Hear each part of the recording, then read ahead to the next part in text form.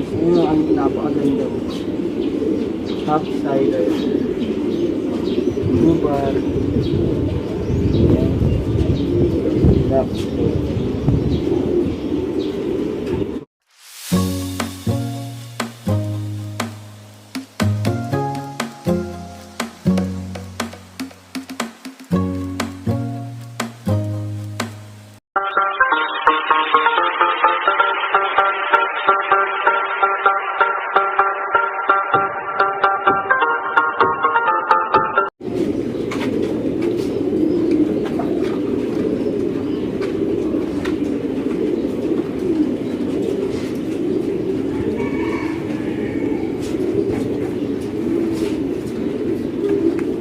Sa baba pa lang to ng Twin Castle.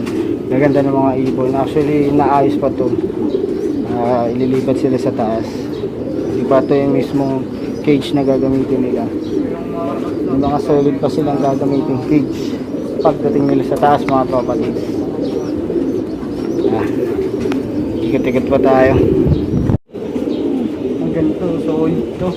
Namit ko na yung yung ating celebrity bird natin.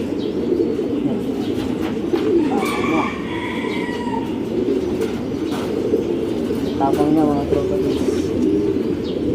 Binunod ko na yung celebrity bird na ating research by Pigeon. Yun ang napakaganda. HalfSider. Blue bar. That's cool. Solid. Meron pa isa. Nakita.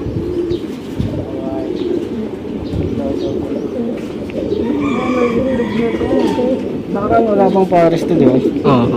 Ito, baby. Labit. Ang pahawak.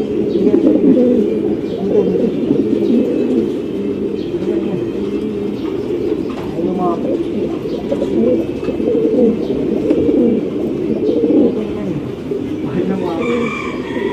Dito, tara.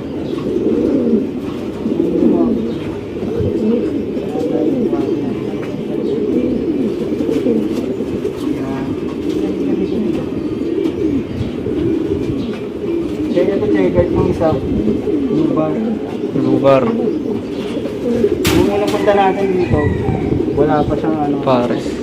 Wala pang nagkaano siya ululugon. Bilis niya mag-ano ito, no? Yes. Ayan, celebrity bird na by research by Pigeon. Solid ng mga nila. Amit ko na yung celebrity bird ng by research yung mga Pigeon. Paano ito talaga.